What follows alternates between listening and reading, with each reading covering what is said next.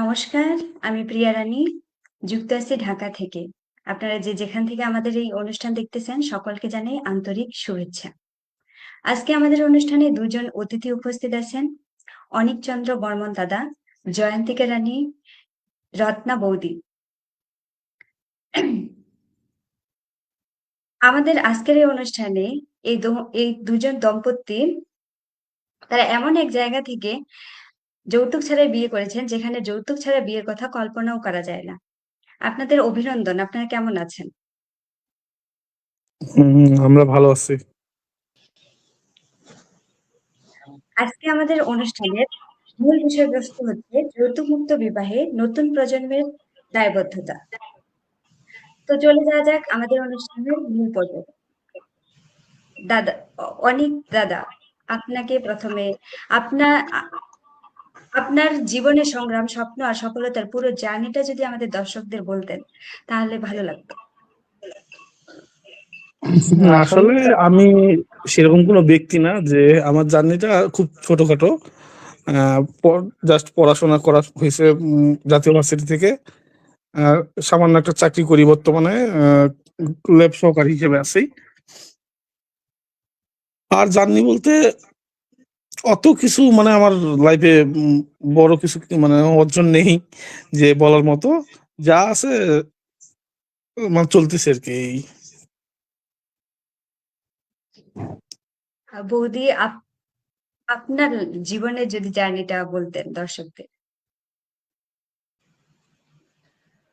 হুম, আমার জার্নিটা একটু কঠিন আছে তোমার দাদার থেকে, কারণ ছোটবেলা থেকে আমি একটু খুব আর কি এর মধ্যেই পড়াশোনা করছি, বা কষ্ট করে পড়াশোনা, ভালো কিছু কিছু করতে হবে, নিজের পায়ে দাঁড়াতে হবে, এরকম কিছু স্বপ্ন নিয়ে আর কি পড়াশোনাটা করছি। তার প্রেক্ষিতে ভগবানের ইয়েতে ছোটখাটো একটা কিছু করি, সেরকম কিছু এখন আহামরি করি না। যাক, এটুকুই। আপনারা আমাদের অনুপ্রেরণা। আপনারা দুজনেই আমাদের অনুপ্রেরণা। দাদা, আপনার কাছে আমার প্রশ্ন যে আমাদের এলাকায় এখনো যৌতুক ছাড়া বিয়ে খুব কমই দেখা যায়। যৌতুক ছাড়া বিয়ে দেখা যায় না বললেই চলে। তো সেই জায়গা থেকে আপনারা যে যৌতুক ছাড়া বিয়ে করেছেন, এই সিদ্ধান্তটা নেওয়ার পেছনে গল্পটা যদি বলতেন। আসলে আমাদের সমাজে যৌতুক একটা বড় হচ্ছে সমস্যা। কারণ আমাদের এইদিক মানে উত্তর অঞ্চলে বেশিরভাগ মধ্যবিত্ত ফ্যামিলি। আর মধ্যবিত্ত ফ্যামিলিদের মধ্যে কে থাকে কেমন যে ছেলে বিয়ে দিব, মেয়ের পরিবার থেকে টাকা নিব, এবং কি সেই টাকা দিয়ে বিয়ে একটা অ্যারেঞ্জ হবে, এবং কি সেখানে থেকে কিছু টাকা বাঁচিয়ে ছেলে কিছু করবে। এরকম টাইপের একটা প্রবণতা আগে থেকেই আমাদের আছে, উত্তর অঞ্চলে বিশেষ করে। আহ এটা সবার মধ্যেই আছে, এবং কি এটা মারাত্মক আকারে ছড়িয়ে আছে। এর মধ্যে থেকে মানে আমার পরিবারের আহ, আগে থেকেই স্বপ্ন ছিল, বা আমার বাবার আর আমার মায়ের। আমার মা বর্তমানে নেই। আহ, তবে ছোট থেকে একটা স্বপ্ন থাকে না, প্রাইমারি স্কুলে বলে যে বড় হয়ে কি করবা, এরকম টাইপের যৌতুক নিবা কিনা। তো আমি হুট করে একদিন বলেই ফেলছিলাম ম্যাডামকে যে ম্যাডাম আমি যৌতুক নিব না। ঠিক আছে। তো এটা একটা ছিল আর কি। পরবর্তীতে আবার সমাজের কি এত প্রভাবিত হয়েছিলাম যে যৌতুক নিয়ে বিয়ে করব, বা মানে এমন কিছু করব সেখানে যৌতুক নিব, বা এরকম এরকম একটা তখন মনে হচ্ছিল যে না, এটা সম্মানের বিষয়, যৌতুক নেওয়াটা একটা সম্মানের বিষয়। আমাদের উত্তর অঞ্চলে যেটা বোঝা যায় আর কি, যে যৌতুক পেলে এটা একটা সম্মান। এটা একটা বড় রকম চাওয়া যে অনেকে ভাবে কি, আমাদের এখানে ও হচ্ছে রিক্সা চালায় বা ভ্যান চালায়, ও হচ্ছে 4 লাখ টাকা পাইলো, 3 লাখ টাকা পাইলো, আমি তো এইটা করি, আমার তো 12 লাখ টাকা দরকার, 20 লাখ টাকা দরকার, 25 লাখ টাকা দরকার, সাথে একটা গাড়ি দরকার। এইরকম টাইপের আর কি মানে আমাদের প্রবণতা। তো আমার বাবার কথা ছিল যে আমাদের বৌমা ভালো লাগবে, এবং কি মেয়ে একটা ভালো লাগবে, আমার মেয়ে ভালো লাগবে। তো সেই আমাদের টাকা পয়সা আগে থেকে চাহিদা বা এরকম কোনো কিছু যে ছিল, এরকম আমার বাবার মধ্যে দেখি নাই। আমার বাবাই অনুপ্রেরণা বলতে পারেন। আহ, তিনি হচ্ছে আমাকে এইটুকুই বলছে যে যদি উম, আমি আমি যে তুমি যে যাকে বিয়ে করবা আর বা আমাদের যিনি মেয়ে হিসেবে আসবেন, উনি যদি সুশিক্ষিত হয় এবং কি বা ভালো মানে ভালো হয়, তাহলে আমাদের সংসার বা তোমার টাকা পয়সার এমনিতেই অভাব হবে না, বা তোমার সংসারে সেরকম অভাব বা হচ্ছে মানে সমস্যা যুক্ত হবে না। তো সেই দিক থেকে মানে আমার বাবাই আমাকে অনুপ্রেরণা জাগাইছে যে আহ, মেয়ে খুঁজো ভালো এরকম। আর সেই সুবাদে তো তোমার বৌদি মানে পেয়ে যাই। আর সেটা যদিও পারিবারিক ভাবে বিয়ে আমাদের, ওর বাবা, ওর হচ্ছে মামার বাসা আর আমার মাসির বাসা একখানে। তো সেখান থেকেই কথাবার্তা। আর এখানে আমি যেটা বলবো, এখানে আমাদের যৌতুক না, মানে যৌতুকের হচ্ছে মানে প্রতিবাদী বলতে পারো তোমার বৌদিকেই। কারণ ও এমন যোগ্যতা অর্জন করছে যে সেই যোগ্যতা অনুযায়ী আমি যৌতুক চাওয়ার বা হচ্ছে এই যৌতুকের কথা উঠানোর মতো মানে মানে পরিবেশ সৃষ্টি হয়নি। তো সেই মানে আমি বলবো যে এই যে অনুষ্ঠানে আসি, এই যে কথা বলতেছি, সেটার মধ্যে সব থেকে মানে বড় হচ্ছে ওর মানে কি মানে অভিজ্ঞতা বেশি আর কি এই জিনিসটার আর কি। কারণ ও মানে একজন সফল নারী বলতে পারো, যে সে অনেক কষ্ট করে পড়াশোনা করে সে আজকে পজিশনে আছে। আর সে মানে যৌতুককে না বলার যে মানে সাইলেন্ট যে একটা যৌতুক যে না, মানে তার যোগ্যতা দিয়েই সে প্রমাণ করছে আর কি। জি। তো দাদা, আপনাদের এই জার্নিটা শুনে খুবই ভালো লাগলো। আহ, আপনি বললেন যে আপনার ফ্যামিলি থেকে তেমন কোনো চাপ ছিল না। তো এক্ষেত্রে কি আপনার ফ্যামিলি ছাড়াও সামাজিক কোনো কি চাপ ছিল যৌতুক না নেওয়ার ক্ষেত্রে বা নেওয়ার ক্ষেত্রে? আসলে সামাজিক চাপ থাকে না, আমরা সামাজিক ভাবে চাপটা নিয়ে ফেলি। কেমন যে অমুকের ছেলে এত টাকা পাইলো, তমুকের ছেলে এত টাকা পাইলো, আমাকেও এত টাকা পাইতে হবে। এটা হচ্ছে নিজেই একটা মানে চাপ সৃষ্টি করে নেওয়া। ঠিক আছে, ও সমাজ কখনোই বলে না যে তোমাকে এত টাকা যৌতুক নেওয়া লাগবে, এত টাকা যৌতুক নেবো। হ্যাঁ, সমাজের বিভিন্ন প্রতিবন্ধকতা আছে, যে কেমন যে তারা অনেকে অনেক ভাবে বলে যে মানে ওই শুনতে ভালো লাগে না, যে পাশের বাড়ির একজন কাকিমা এসে বললো যে অমুকের ছেলে অমুকে এত কিছু পাইলো, এরকম ভালো পজিশনে আছে, এরকম এরকম আছে। আহ সেটাই আর কি, সেটাই হচ্ছে বলতে পারো যে সমাজের একটা প্রতিবন্ধকতা বলতে পারো। কিন্তু ওটা যদি নিজে নিজে না ধরা যায়, তাহলে সেটার কোনো প্রতিবন্ধকতা আমার কাছে মনে হয় না। আমার কাছে মনে হয় আহ, নিজে নিজে নিজে ভালোভাবে চলা, নিজেরটাকে নিয়ে চলা, অপরটাকে না ভেবেই চলাটাই বেস্ট। আর অপরকে নিয়ে চলতে গেলে সমাজে আরো অনেক প্রতিবন্ধকতা সৃষ্টি হয়ে যেতে পারে। ধন্যবাদ দাদা আপনাকে। আমরা চলে আসবো বৌদির কাছে। বৌদিদি, আমাদের এলাকায় দেখবেন যে এসএসসি বা এইচএসসি পাশের মধ্যে মেয়েদের বিয়ে দেওয়ার একটা প্রবণতা থাকে পরিবারের মধ্যে। তো এরকম প্রবণতা কি আপনার পরিবারে ছিল? ছিল, এই আমারও প্রবণতা বা ছিল। মানে চাপটা আপনি এসএসসি কিভাবে সামলিয়েছেন? এসএসসির পর এসএসসির পর থেকে শুরু হয়। তখন তো বুঝো না যে এদিক থেকে পাত্র এদিক থেকে পাত্র, পড়াশোনা ওরাই করাবে, বিয়ে দিতে হবে এরকম। কিন্তু জি আমার আবার সব থেকে বেশি অনুপ্রেরণা নিকুঞ্জ স্যার আছে না, জি জি জি। নিকুঞ্জ স্যার বাড়িতে, স্যার ফুল সাপোর্ট যে না একে আমরা বিয়ে দিব না, পড়াশোনা করাবো। আর আমার বাবা মারা অবশ্য খুব ভালো সাপোর্টিভ ছিল। ওরা হচ্ছে কষ্ট করে হলেও পড়াশোনা করাইতে আগ্রহী ছিল আর কি, যে পড়াশোনা করাবো, তারপরে মেয়ে নিজের পায়ে দাঁড়াক, নিজের বিয়ে তখনও নিজের খরচ নিজেই ইয়া করবে এরকমই ছিল। এভাবেই আর কি সবাই হেল্প করছে, সব থেকে বেশি স্যার ছিল আর কি, নিকুঞ্জ স্যার পড়াশোনা জি করার পিছনে। জি দিদি। আপনি আমাদের এলাকার আপনাদের আমাদের মেয়েদের জন্য একটা বড় অনুপ্রেরণা দিদি। আপনার খুব ভালো লাগলো আপনার জার্নিটা শুনে। আমরা আবার চলে আসবো দাদার কাছে। দাদা, একজন শিক্ষিত চাকরিরত পুরুষ হিসেবে আপনি কেন মনে করছেন যে যৌতুক না নেওয়াটা আপনার একটা নৈতিক দায়িত্ব? আমরা যৌতুক বলতে কি বুঝি? যৌতুক বলতে বুঝি হলো কনের পরিবার থেকে বরের পরিবারকে টাকা বা গয়না, আসবাবপত্র বা জমি, অন্যান্য সম্পদ দেওয়ার কথা, তাই না? জি জি তো আমার কাছে মনে হয় যৌতুক একটা হচ্ছে সামাজিক ও বা মানসিক চাপ। সেটা হচ্ছে মানে একটা পরিবারের কাছে। আর নারীদের মর্যাদা বা সম অধিকারের কথা যেটা বলি আমরা, আর আমার ভুল না হলে সম্ভবত 2018 সালে যৌতুক নেওয়া দেওয়া 2টি দণ্ডনীয় অপরাধ হিসেবে গণ্য করা হয় আমার কাছে মনে হয় আর কি। আমার সঠিকটা মনে নেই কত সালে, আমার কাছে 2018 সালে মনে হচ্ছে আর কি। আসলে বিয়েটা হচ্ছে কি পারস্পরিক সম্মান, ভালোবাসা, সম্মতির ভিত্তিতে হয়।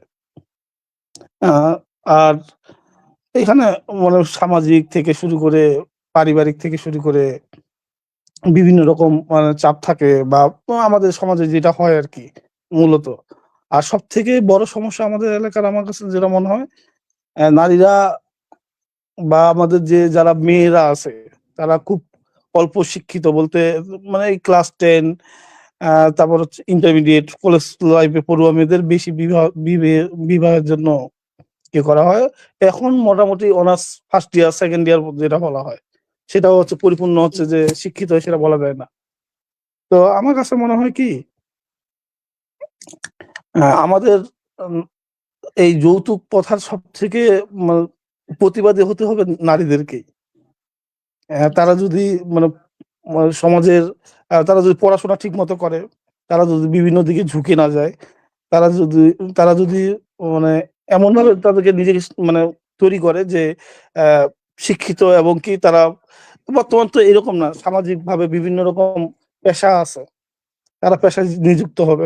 যখন পেশায় নিযুক্ত হবে এবং কি নিজের আত্মসম্মানবোধ সৃষ্টি করবে, তখন হয়তোবা যৌতুক কথাটা খুব কমে যাবে।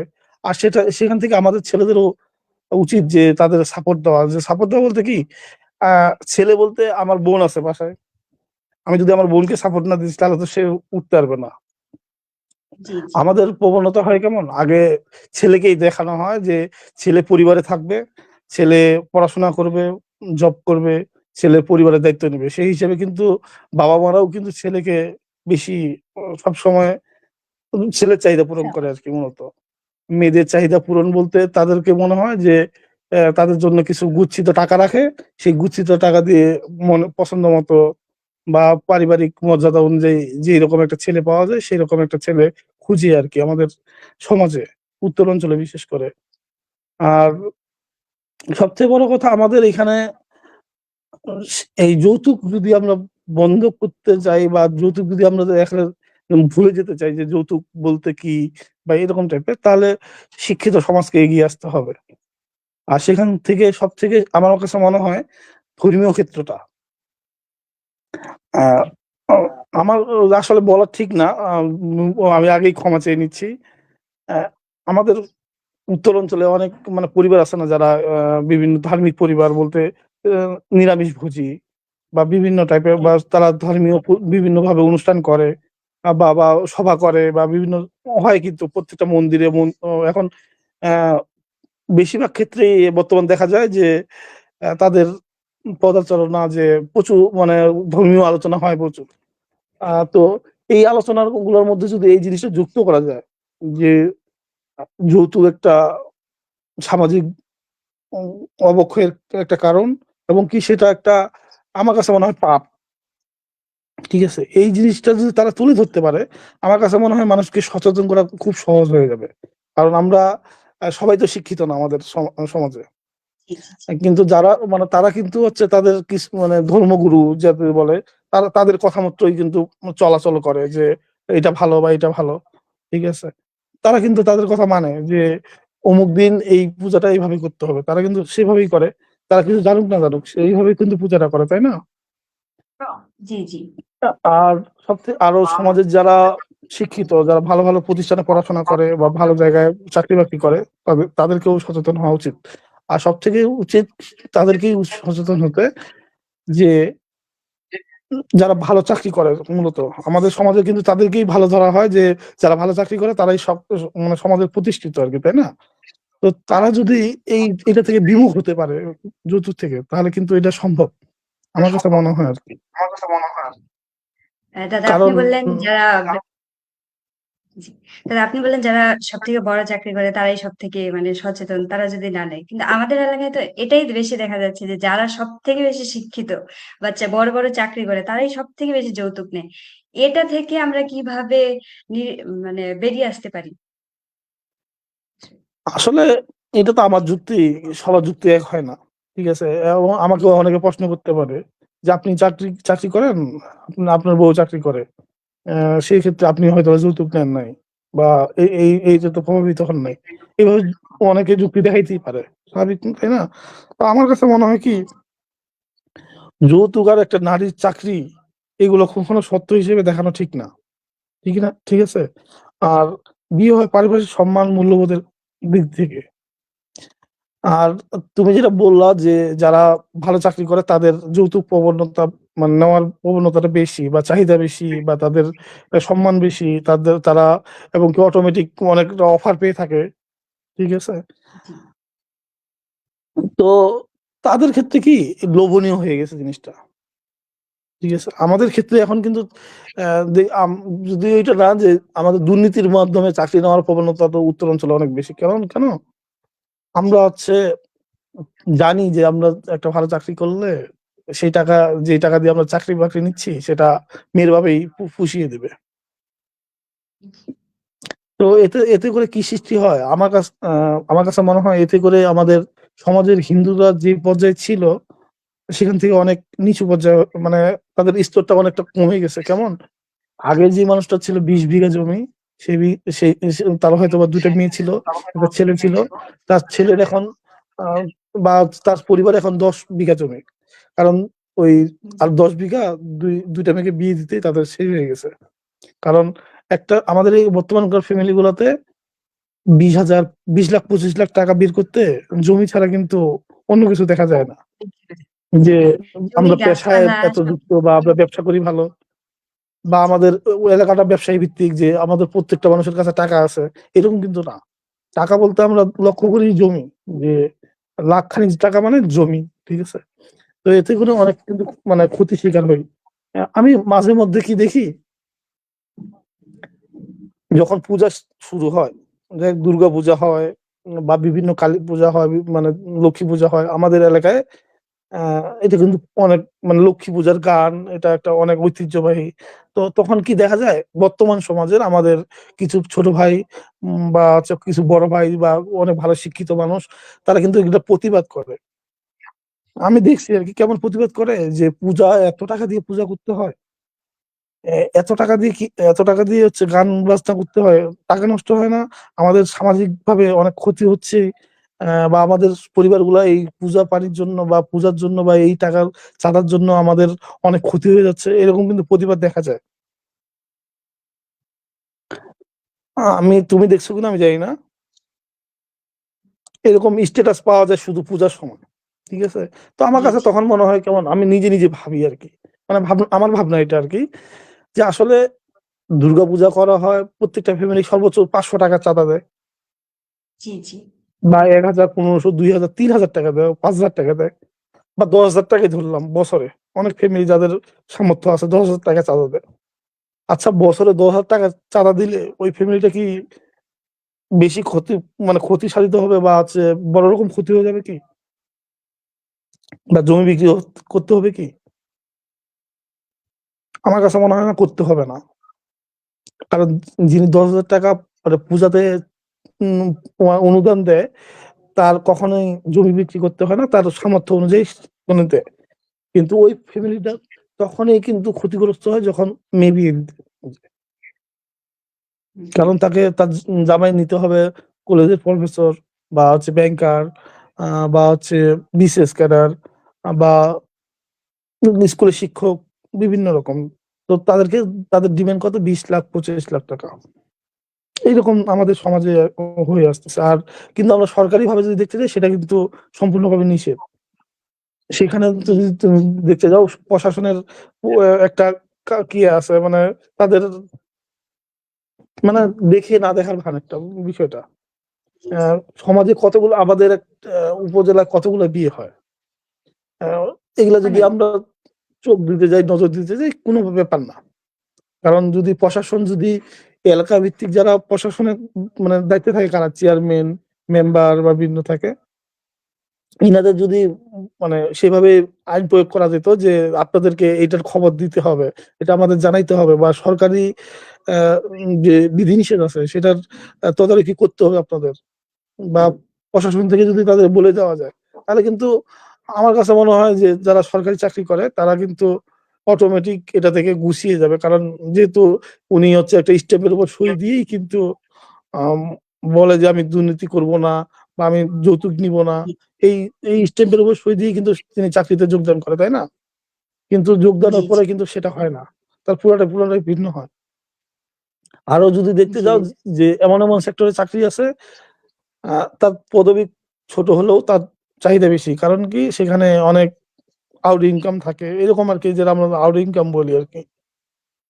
জি জি তো আমাদের সমাজের এই যে সমস্যা যে আমাদের সামাজিক ভাবে মানে আমরা তাদেরকেই সম্মান করি যারা অর্থে মানে শিক্ষিত হোক সমস্যা নেই, কিন্তু অর্থটা তার আছে কিনা আমরা সেটাই দেখি। আমরা আসলে কি শিক্ষিত মানুষ, আমার কাছে মনে হয় তারাই যারা শিক্ষিতের মতো ব্যবহার করে। অনেকে অনেক পড়াশোনা করেও কিন্তু শিক্ষিত হতে পারে না, তাই না?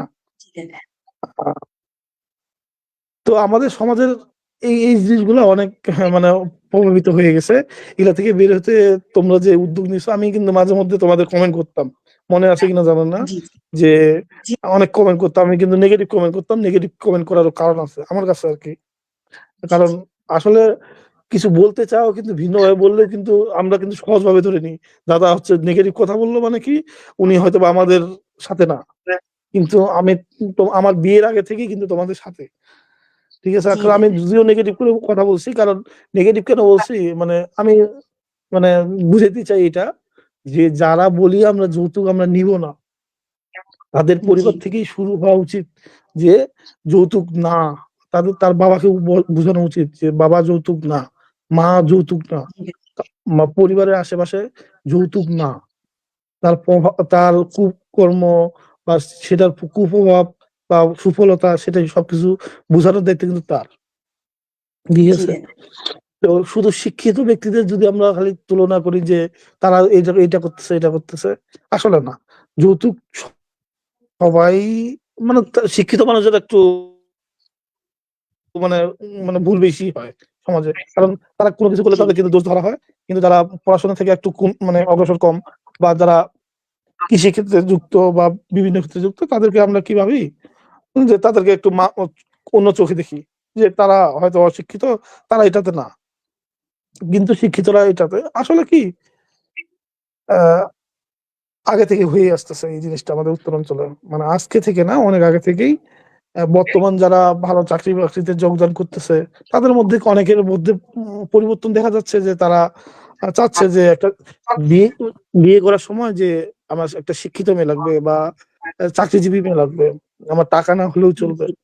অনেকের কিন্তু এই প্রবণতা চলে আসে আমাদের উত্তরাঞ্চলে বেশিরভাগ ক্ষেত্রে। জি জি সেটাও কিন্তু একটা সাধুবাদ, কারণ যেই মেয়েটা শিক্ষিত বা এবং কি সে প্রতিষ্ঠিত, তাকে কিন্তু মূল্যায়ন করা হচ্ছে। কিন্তু মূল্যায়ন কাকে করা হচ্ছে না, যে পরিবারের আর্থিক অনেক, কিন্তু শিক্ষাগত তার মেয়ে হিসেবে সে শিক্ষাগত তার সুযোগ থাকা সত্ত্বেও সেই সুযোগটা গ্রহণ করতে পারেনি। আহ, এবং কি তার মনের ইচ্ছা সে তার যে ব্যাংকার একজন স্বামী নেবে বা এরকম একজন স্বামী নেবে, তারা কিন্তু অধিক টাকার মানে এইরকম একটা দাঁড়িপাল্লার সৃষ্টি করে, যে এক পাশে টাকা দিব, অন্য পাশে একজনকে মানে চাকরিজীবী একজনকে উঠাবো, যেন তাকে আমরা কিনে নিতে পারি, এইরকম টাইপের আর কি। এটা হচ্ছে উম সেই পরিবারের মেয়েদের এবং কি সেই পরিবারের একটা জি জি। রূপ ধন্যবাদ দাদা বলতে পারো, আপনাকে। না কি আমরা বলবো। আবারও চলে আসবো বৌদির কাছে। বৌদিদি, আমরা যতদূর জানি আপনি হাজী মোহাম্মদ দানেশ বিজ্ঞান ও প্রযুক্তি বিশ্ববিদ্যালয় থেকে লেখাপড়া করছেন, এবং বিশ্ববিদ্যালয়ে পড়ার সময় এলাকার মানুষের প্রতিক্রিয়া কেমন ছিল আপনার এলাকার মানুষের, এবং সমর্থন বেশি ছিল নাকি সমালোচনা বেশি ছিল? আমাকে নিয়ে সমর্থনটা বেশি ছিল। সবাই অনেক সাপোর্টিভ ছিলেন? সাপোর্টিভ ছিল, আর সবাই তখন পরিবারে বলতো যে পড়াশোনা করাও, মেয়েটা ভালো জায়গায় পড়তেছে, ভালো কিছু করুক। আত্মীয় স্বজন থেকে শুরু করে সবাই। এদিক দিয়ে আর কি ভাগ্যবান আমি। আপনি যখন চাকরি পেলেন, আমরা যতদূর জানি আপনি প্রাথমিক বিদ্যালয়ের শিক্ষিকা, তো আপনার নিজের একটা পরিচয় তৈরি করলেন, তখন আপনার এলাকার মানুষের প্রতিক্রিয়া কেমন ছিল? তখনও ভালো ছিল। আগে যে বললাম আগে থেকে সাপোর্টিভ ছিল, আর যখন আরো চাকরিটা হইলো তখন আরো বেশি ছিল যে ১ টাকাও লাগে নাই। ওরা মেধা দিয়েই হচ্ছে পড়াশোনা করলো, মেধা দিয়ে চাকরি নিল। আর এটা প্রভাবটা পরবর্তী যে প্রজন্মটা তাদের কাছে আরকি বলা শুরু হলো যে ওদের মতো পড়াশোনা করতে হবে, নিতে হবে এভাবে আরকি। জি। আপনি আমাদের এলাকার অনেক মেয়ের এখন আইডল হিসেবে তৈরি হয়েছেন বা সবাই আপনাকে আইডল হিসেবে মানে। ঠিক আছে, আমরা আবার চলে আসবো দাদার কাছে। দাদা, আমাদের এলাকায় একটা ধারণা আছে যে ছেলে সরকারি চাকরি করলে তার মূল্য বেশি এমন ধরা হয়। আপনি একজন চাকরিরত মানুষ হিসেবে এই মানসিক চাপ কি অনুভব করেছেন? আমি আবার প্রশ্নটা শুনতে চাচ্ছি। আমাদের এলাকায় মনে হয় যে ছেলে যদি চাকরি করে তার অনেক মূল্য, মানে মূল্য বেশি ধরা হয়। আপনি একজন সরকারি চাকরিজীবী হয়ে আপনি কি এইরকম মানসিক চাপ অনুভব করেছেন? আসলে মূল্য কি চাকরিজীবী হলেই যে মূল্য তার অনেক বেশি আমার কাছে মনে হয় না। কারণ কি ব্যবসা করে অনেক ইনকাম করা যায় এবং চাকরিজীবীর থেকেও বেশি করা যায়। আমরা তো উত্তর অঞ্চলে একটা সহজ পথা ধরে নিই আমরা চাকরি করব, কিছু টাকা ইনকাম করব, মানে নির্দ্বিধায় সংসার চালাবো এইরকম টাইপের। তো যদি একদিক থেকে দেখা যায় যে চাকরিতে কিন্তু বেতন খুবই বেশি না বর্তমান সময়ে। একটা সংসার চালাতে কিন্তু হিমশিম খেতে হয় চাকরিজীবীদের। কিন্তু ওই যে সামাজিকভাবে আমাদের মানে ধরে নেওয়া হয় যে প্রতি মাসে এত টাকা আসবে, সে তার সংসার চলবে, তার মানে আর পারিবারিক বিভিন্ন ইনকাম থাকবে, সে এইভাবেই একজন মানে মূল্যবান ব্যক্তি হয়ে দাঁড়াবে সমাজে। সব থেকে আমার কাছে মনে হয় কি যে আমাদের এলাকায় আরো অর্থনৈতিক ভাবে বা হচ্ছে বিভিন্ন কলকারখানা বা বিভিন্ন রকম আহ, ব্যবসায়িক যে কি মানে প্রতিষ্ঠানগুলো থাকে সেইগুলা মানে সেইগুলোর দিকে লক্ষ্য রাখা আমাদের খুব গুরুত্বপূর্ণ বর্তমান সময়ে। আমার কাছে মনে হয় যে সরকারেরও উচিত যে দক্ষিণ অঞ্চলের মতো উত্তর অঞ্চলেও সেই জিনিসগুলো গড়ে তোলা।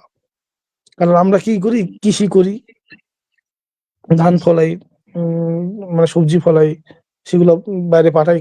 সেই সবজির দাম যদি ঢাকায় দেখা হয়, একটা ফুলকপির দাম 60 টাকা 70 টাকা পিস বা হচ্ছে আরো অধিক বিক্রি হয়। কিন্তু আমাদের হ্যাঁ, কৃষকরা বিক্রি করে কত, 5 টাকা 10 টাকা এরকম মূল্যে। সেই জিনিসটাই জি, কিন্তু ঢাকা যেয়ে 60 টাকা 70 টাকা হয়ে যায়।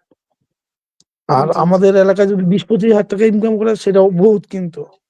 আর সেই তুলনায় যদি আমি সেই 20-25 হাজার টাকা দিয়ে যদি ঢাকাতে বসবাস করতে যাই, সম্ভব না। জি, তো আমাদের এলাকায় ওই মানে স্বল্প মূল্যে সবকিছু মানে পাওয়া যায়, যে সবজি বা থেকে শুরু করে সবকিছু স্বল্প মূল্যে পাওয়া যায়। সংসারও খরচ করতে অতটা সময় অতটা টাকা ব্যয় হয় না। সেই ক্ষেত্রে কি ধরা হয় যে সব আমাদের সংসার চালাইতে 15,000 20,000 টাকা লাগে। তো সেটা মানে প্রথম টার্গেট ধরে নিই আমরা যে চাকরি, যে একটা চাকরি ভালো মোটামুটি চাকরি পেলে 20-25 হাজার টাকা বেতন পাবে, আর সুন্দর একটা সংসার চলবে।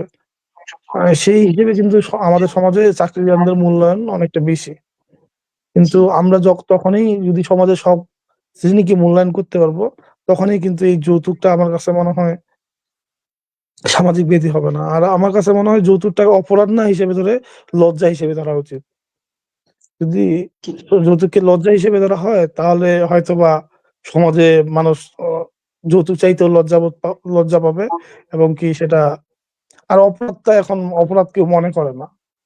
কারণ জি, অপরাধটা এখন হচ্ছে সমাজের কাছে লজ্জার না। সেটা মুখ জি, ফুটে বলার যে, "ও আমার ছেলে 20 লাখ টাকা পেল।" ঠিক আছে? এটা কিন্তু লজ্জা না এবং কি এটা হাসি মুখে বলা হয় মানুষ। চায়ের আড্ডায় বলা হয়, বিভিন্ন সময়ে বলা হয় বা বিভিন্ন পরিবেশে মুখ ফুটে বলা হয় যে, "আমার ছেলে এত টাকা পাইছে।" এটা হচ্ছে সাহসের সাথে বলা গর্ব হয়। হিসেবে ধরা হয়। কিন্তু হ্যাঁ, আর যদি লজ্জার বিষয় হইতো তাহলে তাহলে কখনোই এই জিনিসটা বলতেও সাহস পেত না এবং কি নিতেও আগ্রহ প্রকাশ করত না। বিষয়টা হচ্ছে এরকম। আর জি, চাকরি বলতে কি চাকরি আনতে আমাদের ধরা ওই যে বললাম যে ২০-২৫ হাজার টাকা পেলে আমাদের সংসার সুন্দর চলে। সেই জি, সুবাদে জি, কিন্তু আমাদেরকে চাকরি যারা করি তাদেরকে সমাজে একটু মূল্যায়নটা বেশি করা হয়। আমার কাছে মনে জি, হয় আমার অনেক ফ্রেন্ড আছে যারা চাকরি করে না, ব্যবসা করে। তারাও কিন্তু অনেক মানে স্বচ্ছ এবং কি আমার থেকে ভালো চলে। কিন্তু সমাজের মানুষ তাকে না তাকিয়ে আমার দিকে তাকায় বা আমার যারা আরো ভালো চাকরি করে তাদের দিকে তাকায়। কারণ একটাই যে আমরা হচ্ছে ওই যে ধরে নেই যে ২০-২৫ হাজার টাকা হলে সংসার সুন্দর চলে। আর সেই ছেলেটার চাকরি পেয়েছে মানে তার সংসারে আর কোনো অভাব হবে না। ১ তারিখ আসলে বেতন ঢুকবে। সে সারা মাস সুন্দর সংসার চালাবে। আর জি, অন্য ক্ষেত্রে দেখা হয় এই যে বললাম যে কলকারখানা বা বিভিন্ন রকম উৎপাদনশীল মানে বা হচ্ছে পণ্য সংরক্ষণ এমন কোনো মানে আমাদের সমাজে নেই বা হচ্ছে আমাদের এলাকায় নেই। সে কারণে কি হয়? কৃষি কর্মসংস্থান করে। অনেক কৃষি অনেক কষ্টের কৃষি করে। কিন্তু কখনো মানুষ জি, সেটার দাম পায়, সেটা কখনো পায় না। সেই ক্ষেত্রে ধরে নেওয়া হয় কৃষি আমাদের লস প্রজেক্ট। জি, সেই জিনিসগুলো যদি উত্তোলন করা যায়, তাহলে আমার কাছে মনে হয় আরো ভালো হয় আরকি। অন্যান্য ক্ষেত্রে যারা আছে তাদেরও সম্মান থাকে এবং কি তারাও একটা আমার মনে হয় যদি আমাদের এলাকায় যেভাবে উৎপাদন হয়, সেই উৎপাদনের সঠিক মূল্য পায় এবং সেটা যদি সঠিক মূল্যায়ন করা হয়, আমার কাছে মনে হয় উত্তর অঞ্চলে চাকরিজীবীর থেকে যারা কৃষি করে বা অন্যান্য ব্যবসায় যুক্ত থাকবেন, তাদের এই মূল্যায়ন বেশি করা হবে। কারণ সরকারি ভিত্তিতে সেরকম কিন্তু বেতন না। ঠিক আছে? জি, ওই তো বললাম দেশে আরেকটা কথা আছে যে যারা দুর্নীতি করে তারাও কিন্তু আমাদের কিন্তু সমাজের সম্মানিত লোক। কারণ জি, দুর্নীতিটাকে আমরা কিন্তু বৈধতা প্রদান করেছি। কারণ সেটা জি, বৈধতা প্রদান করেছি কেমন? যে জামাই আউট ইনকাম এত। ঠিক আছে? জি, সেটা যে কোন ইনকাম সেটা কিন্তু তারা বুঝে না। সেটাকে কিন্তু তারা মূল্যায়ন করছে যে এটা আউট ইনকাম এবং কি সেটা ভালো টাকা। সেটা জি, সেটা জি, চুরির টাকা না, সেটা হচ্ছে দুর্নীতির টাকা না বা সেটা ওরা বলে যে যোগ্যতা অনুযায়ী তারা ইনকাম করে। কিন্তু সেটা কি যোগ্যতা অনুযায়ী ইনকাম করে? না, তুমি বলো যে বর্তমান সময়ে যে বেতন ধারা, সেই বেতন ধারায় কি একটা মানুষ ভালোভাবে চলতে পারে? কিন্তু ওই যে পরিবারের আমাদের মেয়েদের ফ্যামিলি বা সবকিছু ধরে নেওয়া হইছে যে ২০-২৫ হাজার টাকা মাসে আমাদের জামাই বেতন পাবে। আমার মেয়ে আছে জামাই সুন্দর থাকবে। সেইজন্যই আমরা কিন্তু হচ্ছে চাকরিজীবী জামাইয়ের প্রতি ইয়েতে আছে ছুটে যায় করে। কিন্তু আমরা কখনোই ভাবিনি ওই ২০-২৫ লাখ টাকা যদি একটা মেয়ের পিছনে লাগানো যায়, সেই মেয়েটা কিন্তু আরো অনেক ভালো জায়গায় যেতে পারে। জি, জি, কারণ আমার কাছে মনে হয় ছেলেদের থেকে মেয়েরা অনেক মেধাবী। যেমন তোমরা অনেক মেধাবী এবং কি তোমরা অনেক কষ্ট করেই কিন্তু পরিশ্রম করতেছো। তোমাদের কিন্তু আমার কাছে মনে হয় না যে তোমাদের বাবা-মারা তোমাদেরকে এমন টাকা দেয় যে তোমাদের ওখানে তোমরা স্বাচ্ছন্দ্যে চলতে পারো। তোমরা কিন্তু অনেক কষ্ট করে পড়াশোনা করো। জি, তোমাদের জি, কত দেয়? ৫,০০০, ৬,০০০, ৭,০০০ সর্বোচ্চ ১০,০০০ দেয় ফ্যামিলি থেকে। অনেকে দেয়ই না। অনেকে অনেকভাবেই তারা হচ্ছে টিউশনি করে মেয়েরাও কিন্তু এখন টিউশনি করে, তাই না? এবং করি হ্যাঁ, এবং হ্যাঁ, জি, স্বাচ্ছন্দ্যে হয়ে পড়াশোনা করে এবং অনেক কষ্ট করে। আমরা অ অনেক মধ্যবিত্ত ভালো ফ্যামিলিকেও দেখছি। তারা মেয়েকে পড়াশোনার জন্য টাকা দিতে অতটা আগ্রহী না। কিন্তু জামাইকে টাকা দেওয়ার জন্য আগ্রহী। সেটা আমাদের কিন্তু একটা অনেক বড় রকম সমস্যা, তাই না? কিন্তু আমার কাছে জি, মনে হয় ওই ২০-২৫ লাখ টাকা জামাইয়ের কাছে না খাটিয়ে মানে জামাইকে না খুঁজে কাজে খাটিয়ে একটা মেয়ের পিছনে যদি ওই টাকাটা লাগানো যায়, অত টাকা লাগবে না এবং কি মেয়েও শিক্ষিত হবে। মানে সমাজ থেকে তার আসলে কি ধরা হয় কি মেয়ে বিয়ে হবে, মেয়ে সংসার চালাবে, রান্না করবে এইটুকুই কিন্তু। কিন্তু বর্তমান সময়ে সেটা কিন্তু পৃথিবীর যে মানে দ্রুতগামিতা সেখান থেকে কিন্তু আমরা অনেক পিছিয়ে। জি, আমাদের দেশ পিছিয়ে, আমরা সমাজ পিছিয়ে সবকিছু থেকেই। কারণ আমরা কি ওই স্বাচ্ছন্দ্যভাবে চলতে চাই যে আমরা বিশ্ব ভ্রমণ করতে চাই না বা আমরা ঠাকুরগাঁয়ে অনেকেই আছে যারা ঠাকুরগাঁয়ের বাইরে যায় নাই। আমাদের অনেক বাবা-মা। তাদের জি, কাছে মনে হয় যে বাড়ি থেকে কৃষিকাজ করব। মানে কিছু মানে সারা বছর খাবো। এই টাইপের আরকি। কিন্তু যদি ঘুরতো আমার কাছে মনে হয় কি ঘোরার মধ্যেও অনেক শেখার আছে। যেমন জি দক্ষিণ অঞ্চলে অনেক যৌতুক প্রথা, যৌতুক মানে অনেক কম, থাকলেও অনেক কম। বেশি দূর না, আমরা যদি কুড়িগ্রাম রংপুরের দিকেই তাকাই, সেদিকেও কিন্তু অনেক কম। মানে আমার কিছু মনে আছে, আমি রংপুরে গেছিলাম কিছুদিন আগে। এক ছোট ভাই বললো যে দাদা আপনাদের এলাকায় মেয়ে দেখেন। আমি বললাম কেন রে, তোদের এলাকায় মেয়ে নাই? বলছে, দাদা ওইটা না, আমাদের এলাকায় আমাদের এলাকাতে যৌতুক নেই। আমি প্রাইমারিতে চাকরি করে আমার দাদা, ও হচ্ছে এই 2 লাখ 3 লাখ টাকা পাইছে। আপনাদের এলাকাতে শুনি 20-25 লাখ টাকা। এই যে একটা পার্থক্য, কিন্তু রংপুর কিন্তু বেশি দূর না আমাদের। জি জি কিন্তু কিন্তু আমাদের অঞ্চলে ওই যে মানে হয়ে গেছে যে জমির দাম মোটামুটি আকারে ভালো, আর মেয়ের বাবার প্রতিযোগিতা করে যে হাই স্কুলে চাকরি হইলো, ছেলেটাকে মানে কিভাবে মানে কত টাকা মানে আমি এত দিব, আরেকজন মেয়ের বাবা আমি এত দিব। এই যে একটা প্রবণতা, এটা কিন্তু একটা মেয়ের বাবাদের দুর্বলতা। মানে তারা মনে করে তাদের মেয়ে দুর্বল, তাদের মেয়ে বিয়ে দিতে গেলে টাকা তো দেওয়াই হবে। ঠিক আছে, দাদা এই আমাদের যে যুক্তি বললেন থেকে বেরোতে হবে। এই দুর্বলতার কথা বললেন, এই মানসিকতা পরিবর্তন করতে আমরা কি কি করতে পারি আসলে? আসলে এটা একান্ত আমার যুক্তি, অনেকের সাথে মিলতেও পারে না মিলতেও পারে, ঠিক আছে। আর আমি সবার কাছে আগে থেকেই ক্ষমা চেয়ে নিচ্ছি, আমি এই প্ল্যাটফর্মে এইভাবে কখনো কথা বলি নাই। অনেক সময় হয়তো আমি অগোছালো কথা বলতেছি। তো যাই হোক, আমার কাছে মনে হয় কি এখান থেকে বেরিয়ে আসার একমাত্র উপায় বিভিন্ন হতে পারে। ধর্মীয় ভাবে হতে পারে, সামাজিক ভাবে হতে পারে, বা শিক্ষক শ্রেণী যারা আছে, বা মানে স্কুল কলেজ বিভিন্ন পেশায় যারা যুক্ত আছে, তাদের থেকেও হতে পারে। এবং কি সমাজের যারা চেয়ারম্যান মেম্বার যারা আর কি সমাজের প্রতিনিধিত্ব করে, তাদের মধ্যেও হতে পারে। আবার পারিবারিক মানে প্রতিজ্ঞা হতে পারে যে আমরা প্রতিজ্ঞা করলাম যে আমরা সন্তানকে সুশিক্ষিত করব, তারা তাদের মতো চলবে। তাদের আমরা আমাদের ওই যে সমাজে আরেকটা জিনিস থেকে বেরিয়ে আসতে হবে, আমাদের বাবা মাদের থেকে, যে আমরা ছেলেকে আমাদের মেয়েকে এরকম একটা অবস্থান তৈরি করে দিয়ে যাব। আমি মানে আমি মাঝে মধ্যে বাইরের দেশের ভিডিও দেখি, তাদের কিন্তু দেখা যায় উন্নত যারা দেশ যারা আছে, তাদের কিন্তু একটা প্রবণতা যে ছেলে মেয়েকে আগে থেকেই প্রস্তুত করে যে 18 বছর বয়স হলে তুমি তোমারটা দেখবা। তারা জি কিন্তু ছেলের জন্য বড় রকম দালান কোঠা করে না, জমি জমা করে না, তারা কিন্তু নিজের লাইফটা নিজেই এনজয় করে। ঠিক আছে, এতে কি সৃষ্টি হয় আমাদের ছেলে মেয়েদের কাছে? সৃষ্টি হয় কেমন, যে আমার বাবারা মারা আমাদের জন্য করে দিয়েছে, আমরা সেটা ইউটিলাইজ করব। কিন্তু আসলে আমার কাছে মনে হয় এটা না। আর মানসিক পরিবর্তন সব থেকে দরকার। জি আর শিক্ষার ভূমিকাটা অবশ্যই থাকবে, কারণ শিক্ষার ভূমিকাটা তো সব সব ক্ষেত্রেই। আজকে তুমি শিক্ষিত বলে আজকে তুমি কিন্তু এই একটা প্ল্যাটফর্ম দাঁড় করাইছো, সেখান থেকে তোমরা প্রতিবাদ করতেছো, অনেক অনেক অনেক কয়েকটা মেয়ে। ঠিক আছে, জি দাদা মানে সেটা বন্ধ হয়েছে কিনা সেটা আমি জানি না, কিন্তু তোমরা যে প্রতিবাদ করতেছো এটাই কিন্তু অনেক, তাই না? প্রতিবাদী যে মনোভাব সৃষ্টি হয়েছে কথা থেকে, তুমি শিক্ষা গ্রহণ করছো বলে তুমি প্রতিবাদী হইতে পারছো। তুমি আজকে জাহাঙ্গীরনগর ভার্সিটিতে পড়তেছো, ঠিক আছে, সেই একটা অজপাড়া গাঁ থেকে, তাই না? দাদা আমি জগন্নাথ ঠাকুরগাঁর মতো বিশ্ববিদ্যালয়ে সড়ক। হ্যাঁ, জগন্নাথ, সরি দুঃখিত, জগন্নাথ জি জি বিশ্ববিদ্যালয়ে পড়ো। তো এই যে জগন্নাথ বিশ্ববিদ্যালয় বাংলাদেশের একটা মানে ভালো বিশ্ববিদ্যালয় হিসেবে ধরা হয়। আমরা যদি গুচ্ছতে দেখি যে জগন্নাথ বিশ্ববিদ্যালয় কিন্তু গুচ্ছতে ছিল, তাই না?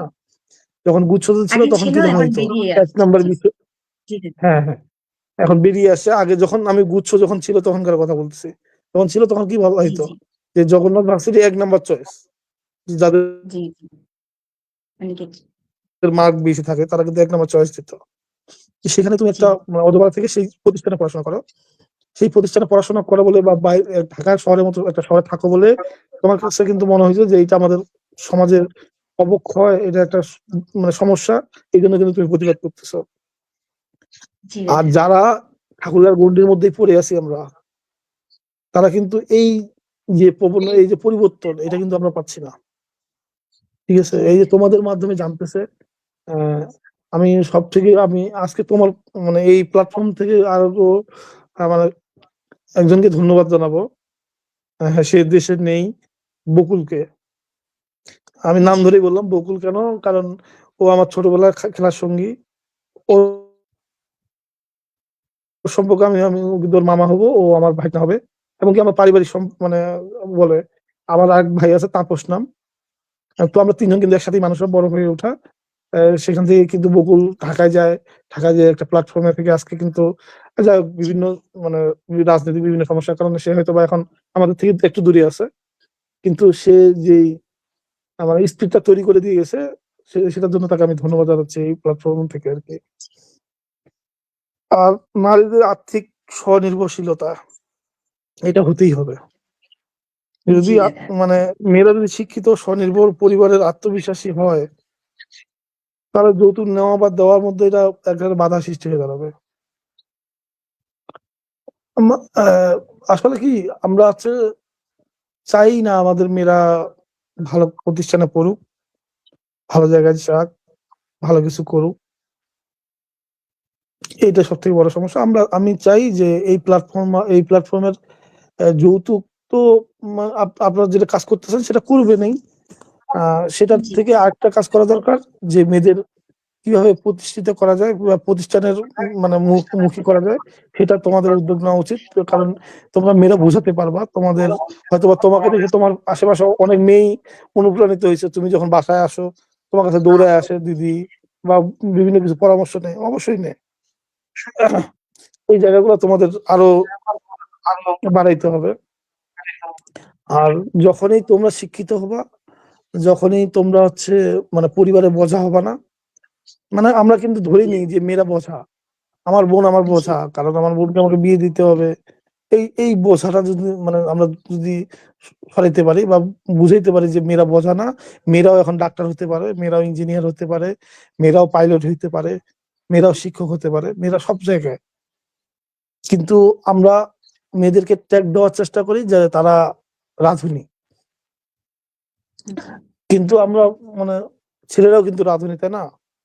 ছেলেরাও কিন্তু জি, ভালো রাঁধতে পারে বা সবাই কিন্তু রাঁধুনি। কিন্তু আমরা মানে এক পক্ষকেই টার্গেট করি, তারা রাঁধুনি, তারা রান্না করবে, তারা ঘর সামলাবে, তারা বাচ্চা মানুষ করবে, এইটুকুই তাদের কাজ। ঠিক আছে? জি উত্তর দাদা। অঞ্চল এই জিনিসটা থেকে বেরিয়ে আসতে হবে। এইটাই আরকি। জি দাদা, আমার মনে হয় আমাদের মেয়েদের বেশি বোঝা মনে করা হয় এই জন্যই যে একটা মোটা অঙ্কের যৌতুক, এই যে একটা মোটা অঙ্কের যৌতুক দিতে গিয়ে মেয়ের ফ্যামিলির সম্পদের পাশাপাশি মানে জমির পাশাপাশি আপনি দেখবেন যে গরু ছাগল হাঁস মুরগি থেকে শুরু করে গাছপালাও বিক্রি করে দেওয়া হয়। আমার মনে হয় এই জন্যই মেয়েদেরকে বেশি বোঝা মনে করা হয়। যৌতুক প্রথাটা যদি বন্ধ হয়ে যায় তাহলে মনে হয় মেয়েদের বোঝা মনে করবে না আসলে। ধন্যবাদ দাদা আপনাকে। আমরা আবার চলে যাব বৌদিদির কাছে। তো বৌদিদি, আ মেয়ের পরিবার অনেক সময় নিজেরাই অতিরিক্ত কিছু দিতে দিতে চায় সম্মান রক্ষার জন্য। আপনি কি মনে করেন সামাজিক লজ্জার ভয়ে মেয়েদের পরিবারকে যৌতুক দিতে বাধ্য করছে? আরেকবার কথাটা। আমাদের আমরা অনেক সময় দেখি মেয়েদের পরিবার অনেক সময় নিজেরাই অতিরিক্ত কিছু দিতে চায় সম্মান রক্ষার জন্য। তো আপনি কি মনে করেন সামাজিক লজ্জার ভয়ে মেয়েদের পরিবারকে যৌতুক দিতে বাধ্য করছে?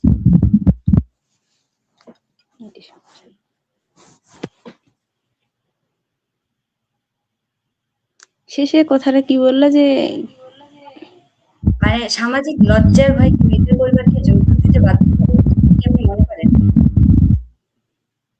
বাধ্য, এখন বলতে বাধ্য না সেরকম, আসলে এটা কিছুটা সামর্থ্যের উপরে বোঝায়। অনেকে ভাবে যে মেয়েকে তো আমরা পরবর্তীতে কিছু দেই না, আর যদি বাড়িতে সামর্থ্য থাকে তাহলে বিয়ের সময় কিছুটা দেয়, আর যার নাই সে তো দিতে পারবে না, এটাই আর কি।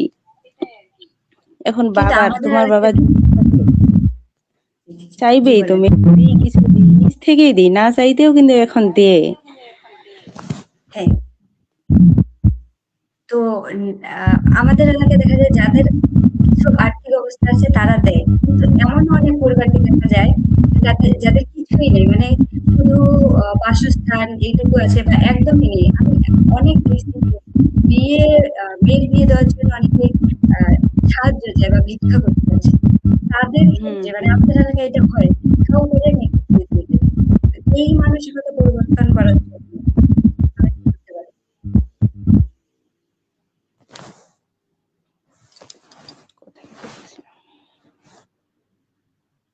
বলতে আমরা কিভাবে এটা মানসিকতা পরিবর্তন করতে পারি? জি। আসলে মানসিকতা পরিবর্তন তো আগে ফার্স্ট আমাদের সচেতনতাটা করতে হবে, বাড়াইতে হবে। যৌতুকের ভালো মন্দ খারাপ দিক সবকিছুই বলতে হবে। আর এই যৌতুক হয়তো মনে করো যে অনেক মেয়ে আত্মহত্যার পথ বেছে নিচ্ছে তো বিয়ের পরবর্তীতে। এই যৌতুক দিতে পারতেছে না বা বাপের বাড়ি থেকে কিছু আনতে পারে না, এই শ্বশুর বাড়িতে অনেক কথা, এগুলা নিয়ে আগে সচেতনতাটা বৃদ্ধি করতে হবে। আর সচেতনতা বৃদ্ধি করার জন্য আমাদের শিক্ষিত সমাজকে এগিয়ে আসতে হবে। শিক্ষিত এখন যে কেউ হতে পারে, ছাত্র সমাজও হতে পারে, উপর লেভেলে যারা চাকরি বাকরি করবে তারাও হতে পারে। এভাবেই সচেতনতা বাড়াইতে হবে। আর আমি এটাকে সাপোর্ট করি না যে এখন যার সামর্থ্য নাই ভিক্ষা করে মানুষের কাছে নিয়ে এভাবেও দিতে হবে, এটা আমি সাপোর্ট করি না। এখন যদি কারো থাকে সামর্থ্য যে আমার তো আছে, মেয়েকে আমি নিজের ইচ্ছায় কিছু দিব, সেটা আলাদা ব্যাপার। আর সামর্থ্য যদি না থাকে লজ্জার ভয়ে বা কি বলবে শ্বশুর বাড়িতে মেয়েকে, তারপরে জোর করে দিব, এটা আমি সাপোর্ট করতেছি না, করবো না কখনো। আমার পক্ষ থেকে আর কি এটা। আর আমি ধন্যবাদ নিজে বৌদি হলেও আপনাকে। আমার বাবার যদি সামর্থ্য না থাকে আমি কখনো নিতেও চাইবো না। আর যদি থাকতো, যদি খুশি করে কিছু দিত আমি নিতাম, ব্যাপারটা এরকম আর কি। হ্যাঁ। বৌদি আপনার মতো সাহসিকতার এরকম মানুষ আমাদের সমাজে অনেক দরকার। আপনার মতো যদি সবাই এরকম সাহসিকতা দেখাতে পারে তাহলে আমরা সমাজ পরিবর্তন করতে পারি আসলে খুব তাড়াতাড়ি। তো আমরা এবার আবারও চলে যাব দাদার কাছে। আপনার মতে যদি প্রতি গ্রামে ২-৩ জন ছেলে প্রকাশ্যে যৌতুক প্রত্যাখ্যান করে তাহলে কি সামাজিক পরিবর্তন শুরু হতে পারে? একবার প্রশ্ন করো, কারণ শুনতে পাইনি প্রথমে। জি দাদা। আপনার মতে যদি প্রতি গ্রামে ২-৩ জন ছেলে প্রকাশ্যে যৌতুক প্রত্যাখ্যান করে তাহলে কি সামাজিক পরিবর্তন শুরু হতে পারে? সেভাবে প্রত্যাখ্যান করলো সেভাবে শুরু হতে পারে, এটা আসলে বিষয়টা হচ্ছে কেমন, আহ, অনেক ক্ষেত্রে আমরা কথা নিয়ে নিই যে হচ্ছে আহ, মাখায় নেই বলতে জিনিসটা যে নিল, আর মানে কিছু কিছু কথা মাখায় নেই, আবার কিছু কিছু কথা আমরা এড়িয়ে যাই সমাজের। এটাও কিন্তু অনেকে এড়িয়ে যাবে, মানে কয়েকজন শুরু করলাম তারপর কয়েকজন নিল না, এরকমটা না। আসলে কি আমাদের সামাজিক ভাবে, ধর্মীয় ভাবে বা বিভিন্ন বৈঠকের মাধ্যমে, যেটা হয় সমাজের বিভিন্ন বৈঠক, সেগুলোর মাধ্যমে যদি আমরা সচেতন করতে পারি এবং কি আমাদের আহ, নারী সমাজ থেকে শুরু করে এবং কি ছেলে ছেলে বলি মেয়ে বলি সবাইকে যদি আমরা প্রতিষ্ঠানমুখী করতে পারি এবং কি সুপ্রতিষ্ঠিত করতে পারি এবং কি এই জিনিসগুলো যদি বুঝাতে পারি যে আমাদের শিক্ষকতা অর্জন করতে হবে এবং কি চাকরি না, পড়াশোনা করে ভালো কিছু করা যায়, বা যে চাকরি করলেই ভালো কিছু, যে চাকরি না করলে ভালো কিছু, এই এই জিনিসগুলো থেকে আমাদের বেরিয়ে আসতে হবে। আর আমি যেমন আমি যৌতুক নিই নাই বিয়েতে, ঠিক আছে, বিয়ে যৌতুক নিই না এবং কি আড়ম্বরের সাথেই আমি বিয়ে করছি। তো কিন্তু এতে কি হয়, আমি যে এটাতে মানে সামাজিক ভাবে একজন সৃষ্টি করে ফেললাম যে আমি যৌতুক নিই নাই, এখানেও কিন্তু অনেকটা আমি কথা শুনতে হয়েছে আমাকে, যে আমাকে কিন্তু প্রথমে জিজ্ঞাসা করছে কত টাকা, বা মানে চাকরি করলেও তো কিছু দেয় বাপ মেয়ের বাবারা, ১-১.৫ লাখ ২ লাখ বা ৫ লাখ এরকম বিয়ের খরচটা দেয়। এরকম কিন্তু এখনো আছে যে মেয়ে চাকরি করলেও যে এখন আমাদের মানে যৌতুকটা এমন পর্যায়ে চলে গেছে যে মেয়ে চাকরি করে, যে মেয়ে চাকরি করলে যে তাকে দিতে হচ্ছে না এরকম কিন্তু না। জি, চাকরি ওইখানেও করলেও কথা দিতে থাকে হয়। যে হ্যাঁ, চাকরি করলেও দিতে হয়, সে যদি চাকরি করে, অনেকে বলে না যে মেয়ে চাকরি করলে দিতে হয় না, এটা ভুল কথা।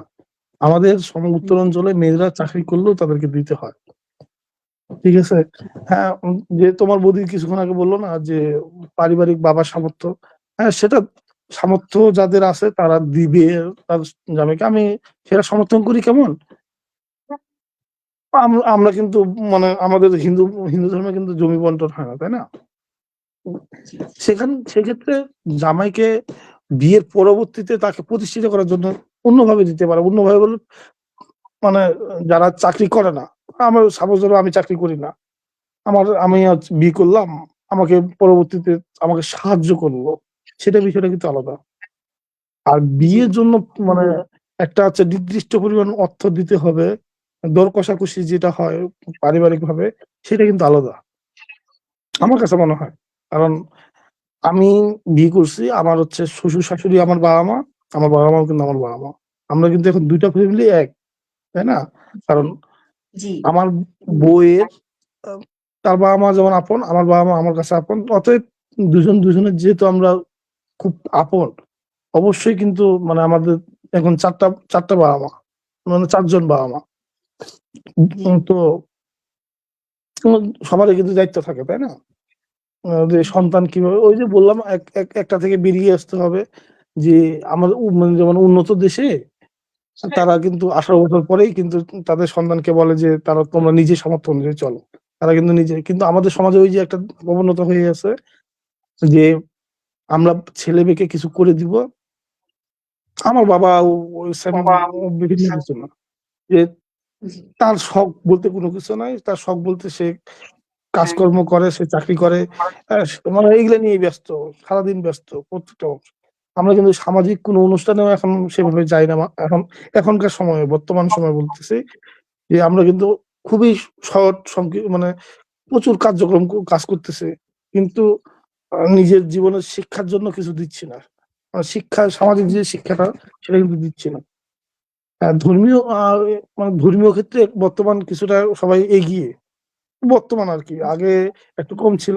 এখন আহ মানে যাদের বলি আমরা সাধু বলি আর কি, এক কথা আমাদের ভাষায় সাধু বলতে, আমাদের বলতে কি আমরা দুই শ্রেণীতে ভাগ হয়ে গেছি। এক শ্রেণীতে হচ্ছে সাধু শ্রেণী, আর একটা হচ্ছে আমরা যারা আমরা আমিষ বুঝি, তারা কিন্তু একটা আলাদা শ্রেণী হয়ে গেছে বর্তমান সময়ে। কিন্তু ধর্ম কিন্তু আমাদের একই। যদি আমার কাছে মনে হয় ধার্মিক ভাবে, সামাজিক ভাবে এবং কি পারিবারিক ভাবে সবকিছু ভাবে যদি আমরা আহ, লেনদেন জিনিসটা বাদ দিতে পারি, তাহলে আমরা হয়তো বা যৌতুক থেকে বেরিয়ে আসতে পারবো। আর সবথেকে বড় কথা, যারা আমরা বিভিন্ন প্রতিষ্ঠানে যুক্ত হচ্ছি, যারা চাকরি করতেছে, যা ভালো কিছু করতেছে, তাদেরও এই যুক্তি থেকে বেরিয়ে আসতে হবে যে আমি যেহেতু একটা বিসিএস ক্যাডার হলাম, আহ আমাকে এত টাকা পেতে হবে, এটা আমার সামাজিক মর্যাদা, এই জিনিসটা থেকে তাকে বেরিয়ে আসতে হবে। তাকে বুঝাতে হবে যে শিক্ষিত হলেই বা ভালো চাকরি করলেই এটা, সমাজকে বুঝাতে হবে যে একটা ছেলে ভালো চাকরি করলেই তাকে এত টাকা দিতে হবে, এটা এটা ঠিক না। কারণ আমাদের সমাজে একটা ধারণা যে যে ভালো চাকরি বানায় তাকে ভালো টাকা দিতে হবে, এবং কি তারও চাহিদা থাকে যে হ্যাঁ আমাকে দিতে হবে। বা ও কিন্তু বাস বিচার করে তখন যে আহ অমুক খানে মেয়ে দেখতে গেলাম, অমুক খানে এই এত টাকা দিতে হচ্ছে, অমুক খানে দিতে গেলাম, অমুক খানে এত টাকা দিতে হচ্ছে। ঠিক আছে, তখন কিন্তু সে বাদ বিচার করে, এই বাদ বিচার থেকে বেরিয়ে আসতে হবে। তাকে খুঁজতে হবে যে যে তার সাথে সারা জীবন থাকবে, তার সাথে লেনদেনের কোনো চুক্তি না করে তার সাথে একটা সুন্দর সংসার বা সুন্দর পরিবেশ সৃষ্টি করতে হবে। এবং এগুলা থেকে বেরিয়ে না আসতে পারলে যে মাঝে মধ্যে যে জিনিসগুলো হয়, যে আমাদের এখন বর্তমান সময়ে উত্তর অঞ্চলে আহ প্রতিনিয়তই পত্রিকার নিউজে বা ফেসবুকে মানে স্ক্রল করলেই দেখা যায় যে অমুক জায়গায় অমুক অমুক রানী মৃত্যুবরণ করেছেন। মানে জি এই কারণে সামাজিক মানে বিভিন্ন কারণে আর কি। তো আমার কাছে মনে হয় সর্বসাকুল্যে একটা মেয়েকে প্রতিষ্ঠিত হতে হবে। একটা মেয়ে প্রতিষ্ঠিত হতে পারলে আর একটা মেয়েকে এইভাবেই মানে তাকে বড় হতে হবে যে আমি সমাজের বেধি না, আমি সমাজের বোঝা না, আমি সমাজের একজন, ঠিক আছে? মানে এই যে পিতৃতান্ত্রিক যে মানে পুরুষতান্ত্রিক যে সমাজ, যে আমরা পুরুষকে সবসময় মর্যাদা দিয়ে থাকি, নারীদের ঘরে ঢুকানোর প্রবণতা, এইখান থেকে বেরিয়ে আসতে হবে। জি দাদা। আপনি বললেন যে মেয়েদের প্রতিষ্ঠিত হতে হবে, মেয়েদের প্রতিষ্ঠিত হতে হলে শিক্ষিত হতে হবে। তো আমাদের এলাকায় দেখা যায় যে মেয়েদের এইচএসসি বা এসএসসি পাশ করার পরেই বিয়ে দেওয়া হয়, তাদেরকে আসলে সুযোগই দেওয়া হয় না শিক্ষিত হওয়ার। শিক্ষিত না হলে সে প্রতিষ্ঠিত কিভাবে হবে? আমরা কিভাবে মেয়েদের শিক্ষিত করতে পারি বলে আপনি মনে করেন? আসলে কি যদি সামাজিকভাবে তুমি বলতে পারো বা হচ্ছে আমাদের এলাকায় যেটা প্রবণতা হয় কেন মেয়েদের বাবার বা ওই যে একটা ভয় থাকে, বললাম যে যে একটা রাত হলে কিন্তু একটা মেয়ের জন্য বাইরে সেফ না আমাদের সমাজে। এটা কিন্তু একটা সমস্যা। এখন আমরা এই জিনিসগুলো যতদিন বের হতে পারবো না ততদিন কিন্তু তখন বাবা মারা নিশ্চিত হতে পারে না যে আমার মেয়ে যে তাকে আমি বাইরে পড়াশোনা করাচ্ছি আহ, সে আসলে পড়াশোনা করতেছে না হচ্ছে এই যে বিভিন্ন রকম থাকে না এখন যেটা বলে মানে প্রেম বা বিভিন্ন টাইপের একটা যেটা আমাদের সামাজিক ভাবে আর কি। সেটাও কিন্তু একটা মানে যদি কি হয়ে থাকে এখন অনেক কম বয়সী ইন্টারমিডিয়েটে পড়াশোনা করে, সমাজে যখন 2-3টা মেয়ে ইন্টারমিডিয়েট পড়াশোনা করে ছেলের সাথে পালিয়ে বা বিভিন্ন ভাবে বিয়ে করে ফেলে, তখন কিন্তু আরেকটা বাবা কিন্তু চিন্তা করে কি যে আমার মেয়ে যদি এরকম করে ফেলে, ভুল জি, পথে জি, পা জি। বাড়িয়ে ফেলে, ঠিক আছে। আহ, যেটা একটা তুমি যেমন একটা বিশ্ববিদ্যালয়ে আছো, তুমি কিন্তু প্রেম বলতে শুধু প্রেমই বুঝো না, তুমি প্রেম বলতে আরো অনেক কিছুই বুঝো। যে জি, প্রেম হতেই পারে সামাজিক ভাবে মানুষের হয়েই থাকে, এটা মানে এটা হচ্ছে এটা মানে একটা ন্যাচারাল সামাজিক একটা বিষয়। কিন্তু তুমি বুঝো যে প্রেম মানেও কিন্তু হচ্ছে শুধু প্রেম করা না, আমার নিজের উপর একটা দায়িত্ববোধ আছে, তুমি পড়াশোনা করো, আহ উম, ঠিক আছে, মানে ডিসকাস করো বা একজন তোমার যে সহপাঠী আছে তোমার তাদের সাথে মানে বিভিন্ন ভাবে শেয়ার করো বা কথাবার্তা বলো। কিন্তু মানে আমাদের সমাজের বেশিরভাগ ক্ষেত্রে কেমন হয়, যে মেয়েরা হচ্ছে প্রাইভেট বা বিভিন্ন প্রতিষ্ঠানে যায়, পরবর্তীতে মানে দুই একটা মেয়ে কিন্তু এইরকম মানে অকারণ ঘটায় ঘটিয়ে ফেলে যে আহ, পালিয়ে গেল, অমুকের মেয়ে পালিয়ে গেল অমুকের ছেলের সাথে, বা এরকম টাইপের একটা মানে প্রতিবন্ধকতা সৃষ্টি হয়। তখন কিন্তু আরেকজন ভাবে কি যে আমার মেয়ে যদি এরকম করে, সেটা থেকে তো সেই জন্য কিন্তু তারা আগে ভাগে বিয়ে দেয়। আর আরেকটা জিনিস কি, মেয়েরা তো রান্না বান্না করবেই, মানে পড়াশোনার কি দরকার, এই জন্যই কিন্তু মানে বিয়েটা তাড়াতাড়ি হয়।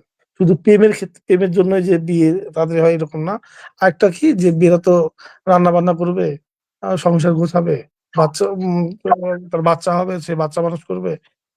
আর ছেলেদের এই কথা যে সে ইনকাম করবে, সেই মানে ভাত তরকারি বা বিভিন্ন কিছু জোগাড় করে দিবে, সেই মেয়েটা ওই জিনিসটা রান্না বান্না করে সবাই সবার মানে পাতে দিবে আর কি, এরকম জিনিসটা। তো আমার কাছে মনে হয় যে মেয়েদেরকে প্রতিষ্ঠিত করতে হলে ঠিক আছে, তোমাদের মতো মেয়েদেরকে এগিয়ে আসতে হবে। আর যারা সমাজের শিক্ষিত শ্রেণী আছে বা যারা আমাদের শিক্ষক বলতে বুঝাইতে হবে, তাদের এই জিনিসটা মানে কাউন্সিলিং করতে হবে।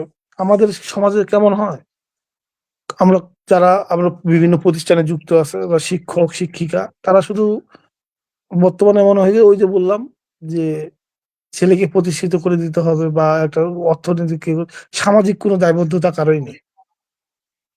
জি, জি। তুমি দেখবা যারা শিক্ষকতা পেশা তাদের কিন্তু অনেক দায়বদ্ধতা, যে সমাজকে টাকা কম কম না হলেও তাদেরকে সমাজে কি যে এটা করতে হবে ওটা করতে হবে, যে সমাজের এটার জন্য ভালো হবে, সেই জিনিসগুলো কিন্তু এখন কারোর মধ্যে নাই। সবাই নিজেরটা নিয়ে ব্যস্ত বর্তমান যেটা হয়ে গেছে। কিন্তু সামাজিক ভাবে সেটা কিন্তু আমার আমার কাছে মনে হয় না যে সেটা সামাজিক ভাবে যে নিজেরটাই নিজে এরকম না। যারা শিক্ষক তাদের কি কাজ, যে সমাজে কিভাবে তার মর্যাদা, আসলে এখন দেখবা যারা যারা শিক্ষক মর্যাদা পায় না, কেন পায় না? জি, এখন বেশিরভাগ স্টুডেন্ট স্যারকে দেখলে মানে রাস্তায় দেখছে, আগে কেমন করতাম আমাদের সময় এক সময় থাকতো যে স্যারকে দেখলে আমরা মানে দূরে যাওয়ার চেষ্টা করতাম যে স্যার মানে ভয়ঙ্কর একটা কিছু। কিন্তু বর্তমানে কিন্তু শিক্ষক ভয়ঙ্কর কিছু না, আহ স্যার পাশ দিয়ে যাচ্ছে মজা করতেছে, টিটকারি মারে এখন ছাত্ররা, তাই না? তো সেটা ছাত্ররা যেমন দোষ আছে, শিক্ষকরাও তেমন দোষ আছে। আগে আগে যারা শিক্ষক ছিল তারা কিন্তু সামাজিক ভাবে বিভিন্ন রকম কাজে যুক্ত ছিল, যে সমাজকে কিভাবে নেতৃত্ব দেওয়া যায়, সমাজকে কিভাবে এগিয়ে নেওয়া যায় এই কাজ। কিন্তু বর্তমান যারা শিক্ষা পেশায় যুক্ত আছে তারা কিন্তু কখনোই এই কাজগুলো আমরা মানে এড়িয়ে চলার চেষ্টা করি। তুমি যে প্রোগ্রাম গুলো করো, তুমি সমাজের প্রোগ্রাম গুলো করবা, তুমি কিছু শিক্ষক শ্রেণীকে ডাক দিবা। আমার কাছে মনে হয় না তারা হচ্ছে মানে 5 জনকে ডাক দিলে হয়তো 1-2 জন আসতে পারে, 3 জনেই আসবে না। এটা একটা কিন্তু সমস্যা, তাই না? এটা আমার কাছে মনে হয় এখন উচিত যে মেয়েদেরকে নিজেদের তো হচ্ছে একটু চেষ্টা থাকতেই হবে, ঠিক আছে, পারিবারিক সচেতনতা বাড়াইতে হবে। আর সব থেকে বড় কথা অর্থনৈতিক যে মানে আমাদের যে অর্থনৈতিক ব্যবস্থা সেটা পরিবর্তন যদি করতে পারি তাহলে হয়তো বা মেয়েদের আরো সুযোগ বৃদ্ধি হবে। যে বিভিন্ন প্রতিষ্ঠানে যাওয়ার বা বিভিন্ন প্রতিষ্ঠানে সুযোগ করার, সুযোগ নেওয়ার। আর তোমরা যারা আছো তোমরা অবশ্যই আমার কাছে অনেক কাউন্সেলিং করবা সমাজে এসে, যে মেয়েদের কিভাবে পড়াশোনা, বাইরের যে পরিবেশ, বাইরের যে চিন্তা ভাবনা, এবং কি একটা মেয়ের পরিবর্তন, সবকিছু তোমাদের বুঝাতে হবে। কারণ আমাদের বেশিরভাগ মা বাবাই কিন্তু ততটা শিক্ষিত না। জি, আমাদের মা বাবাদের মানে চিন্তা ভাবনা এখনো অনেক আহ যে ওই আর কি দায় সারা ভাব আর কি, জি। এইরকমই। ধন্যবাদ দাদা আপনার গুরুত্বপূর্ণ পরামর্শ দেওয়ার জন্য। আমরা আবারও চলে যাব বৌদিদির কাছে। বৌদিদি, আমরা দেখি যে মেয়েদের যদি শিক্ষিত বা আত্মনির্ভরশীল হতে হলে যৌতুক প্রথা আর কি কমে যাবে, এটা আমরা মনে করি। এতক্ষণ আলোচনাও করলাম। তো আপনার কাছে এখন প্রশ্ন, যে মেয়েরা এখনো পরিবারের চাপে পড়াশোনা ছেড়ে দিতে বাধ্য হচ্ছে, আপনার জন্য তাদের জন্য আপনি কি কি বাস্তব পরামর্শ দিবেন?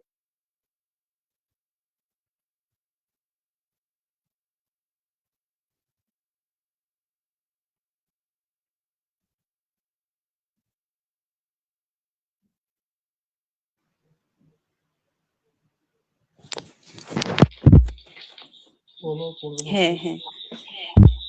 তাদের জন্য পরামর্শ আমার যে প্রথমত তাদের বাবা মাকে সচেতন করতে হবে, বোঝাইতে হবে একটা মেয়ের অধিকার সম্পর্কে, একটা মেয়ের পড়াশোনার করলে, একটা মেয়ে যে শিক্ষিত হলে কি ভালো, কতটা ভালো, বা কতটা কি পড়াশোনা না করে যদি বিয়ে দেয় এর প্রভাবটা কিভাবে সমাজে ফেলে বা পড়ে, এভাবে অনেক প্রুফও দেখাইতে হবে। প্রুফ ছাড়া কিন্তু সমাজ বিশ্বাসও করে না। এভাবে ওদেরকে যদি বোঝানো সম্ভব হয় তাহলে বাবা মার কাছে কিন্তু সব। এখন মনে করো এসএসসি লেভেল আর এইচএসসি লেভেল, এই দুইটা লেভেল মোটামুটি বাবা মায়ের হাতেই কিন্তু থাকে। এই দুইটা লেভেল ক্রস করে যখনই ওরা অনার্সে চলে যাবে তখন কিন্তু ওরা নিজে নিজেই স্বাবলম্বী। ওরা বাড়ি থেকে যদি টাকাও না দেয়, দেখবা টিউশন করে যেভাবে ওরা পড়াশোনা করতে পারে। এই দুইটা লেভেল কিভাবে ক্রস করা যায় এটা বোঝানোর জন্য মেইন বাবা মাকে ধরতে হবে। কারণ ডিপেন্ডেন্ট তখন বাবা মায়ের কাছে থাকে, পড়াশোনা করাবে। যদি আর্থিক ভাবে ভালো করে পড়াশোনা করলে এখন তো বিভিন্ন জায়গা থেকে স্কলারশিপ দেয়, টাকা পয়সা উপবৃত্তি পায়, এগুলো বোঝাতে হবে। এভাবেই আস্তে আস্তে বের হয়ে আসবে।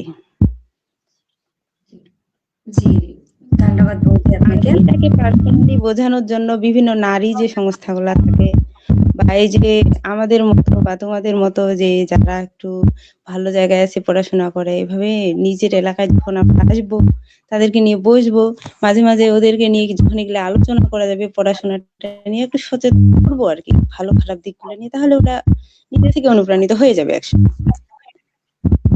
জি। আচ্ছা বৌদি, আপনি অনেক পরিবারের মেয়ের বিয়ে মানে দায়মুক্ত মনে করা হয়। তো আপনি কি মনে করেন এই ধারণা এখনো আমাদের সমাজে সঠিকভাবে টিকে আছে? বুঝতে পারিনি, আরেকবার বলো। আমাদের পরিবারে মনে করা হয়, মানে অনেক পরিবারেই মনে করা হয় মেয়ের বিয়ে মানেই দায়মুক্ত।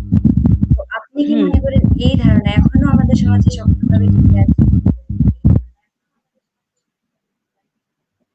মানে এখনো আমাদের সমাজে আছে কিনা? জি, হ্যাঁ, এই ধারণাটা এখনো আছে। এখনো আছে, আপনি এখনো কেন আছে মনে করেন? বলেই তো তাড়াতাড়ি মেয়েদেরকে বিয়ে সেজন্যই দেওয়া হয়। তো কারণ এই একটা ধারণাটা বাসায় কি যখন আমাদের, একটা মেয়ে থাকবে, জি বলেন আপনি। হ্যাঁ, আমার মতে, কারণ ধারণাটা কিন্তু এখনো এই থেকে মানুষ বের হতে পারে নাই, এখনো সেটা আছে বিধায় একটা মেয়ে এসএসসি পাস বা এসএসসি পাস করতে পারতেছে, পারে না, বিয়ে দিয়ে দিচ্ছে। জানে যে যতই দেরি হবে, বয়স হবে, টাকা পয়সার তো ব্যাপার আছে, যৌতুকের একটা এখানে ব্যাপার আছে, আর বিয়ে দিয়ে দিলে ঝামেলা মুক্ত। কিন্তু এটা থেকে বের এই হওয়ার ধারণা উপায় থেকে জি বৌদি, এই ধারণা থেকে বের হওয়ার উপায় হুম, বের হওয়ার উপায় আমাদের বাবা মা গুলো নিয়েই বসতে হবে। ওদেরকে পড়াশোনা যেন করে, মেয়েদেরকে তাড়াতাড়ি বিয়ে না দেয়, একটা মেয়েকে যেন একটু স্বাবলম্বী করে, মানে নিজের অন্তত একটা সম্মান, মেয়েদের মোটামুটি একটা সম্মান ধরে রাখার জন্য, খুব বড় কিছু না পারলেও ও নিজে যেন চলতে পারে, এরকম ছোটখাটো যদি কিছু করার একটা টেন্ডেন্সি থাকে, এরকম কিছু বোঝাইতে হবে আর কি। এগুলো বোঝাইতে পারলেই আস্তে আস্তে হয়ে যাবে। আর এটার জন্য তো ধন্যবাদ ওদেরকে বৌদি। পড়াশোনা করানোর জন্য টাকা পয়সার ব্যাপার আছে।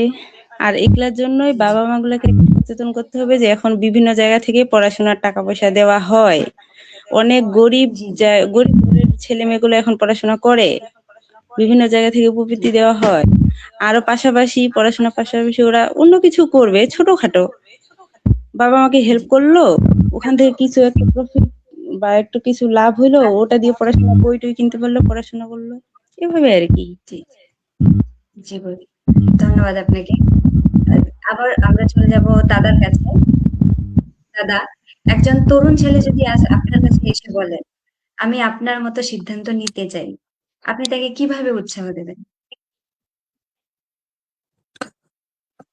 আমার কাছে যদি কেউ এখন আসে যে আমি হচ্ছে আপনার মতো মানে যৌতুক ছাড়া বিয়ে করতে চাই বা এরকম, আসলে কি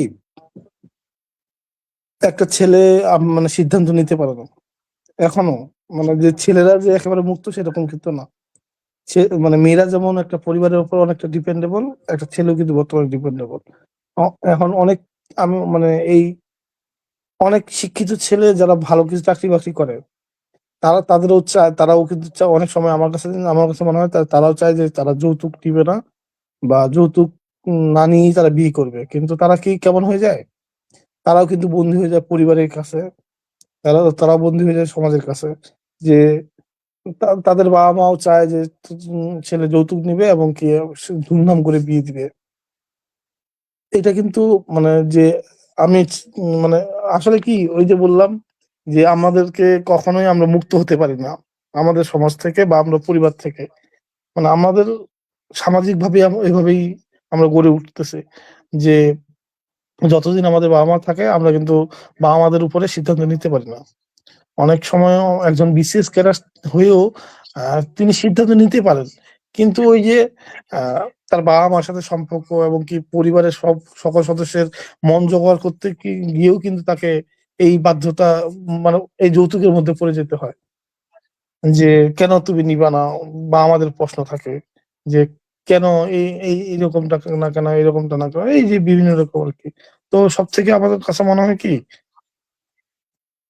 যে মুক্ত হতে হবে। সেটা মুক্ত হওয়ার জন্য সামাজিক যে অর্থনৈতিক এই জিনিসগুলো আমাদের বাড়াইতে হবে। উত্তর অঞ্চলে যদি আমরা অর্থনৈতিক চাকা না মানে চালিকা শক্তি না করতে পারি, অর্থনীতি এবং বৃদ্ধি না করতে পারি, তাহলে আসলে কখনোই সম্ভব না। ওই একটা জিনিস থাকেই যায়। কারণ যখন যেই সমাজটা যত উন্নত হয় বা প্রত্যেকটা মানুষের পকেটে যদি যখন টাকা থাকে, সাপোজ ধরো যখন টাকা থাকে, তাদের কিন্তু মন মানসিকতা আলাদা থাকে। আর যখন মানুষের এই যে অভাব থাকে, অনটন থাকে, তখন কিন্তু মানুষ এই জিনিস চিন্তা ভাবনা গুলোই করে, তাই না? তো অতএব জি আমি আমার কাছে কেউ যদি পরামর্শ নিতে চায়, আমি পরামর্শ এইটুকুই দিব যে সিদ্ধান্তটা আসলে নিজের। আমি শিক্ষিত বলতে শিক্ষিত হয়েও পরিবারের দোহাই দিব এটাও ঠিক না যে আহ আসলে পারিবারিক চাপ বা এরকম আমাকে নিতেই হবে বা নাহলে সমস্যা। আসলে আমি যখন শিক্ষিত হয়ে আসবো আমার পরিবারকে আমাকে বুঝাইতে হবে এবং কি আশেপাশের কয়েকটা পরিবারকেও বুঝাতে হবে যে আসলে এটা আসলে পরবর্তী সমস্যাটা কোথায়, বা আমরা এই ধাবিত হয়ে যে আমাদের যে সামাজিক মর্যাদার কথা যাচ্ছে এটা বুঝাইতে হবে। যে আমি প্রথমেই বলছি যে একজনের 20 বিঘা জমি ছিল, 2টা মেয়ে একটা ছেলে ছিল। তার ফ্যামিলিতে এখন তার 10 বিঘা জমি আছে, 10 বিঘা জমি নেই, কারণ তার মেয়েকে বিয়ে দিতে হচ্ছে।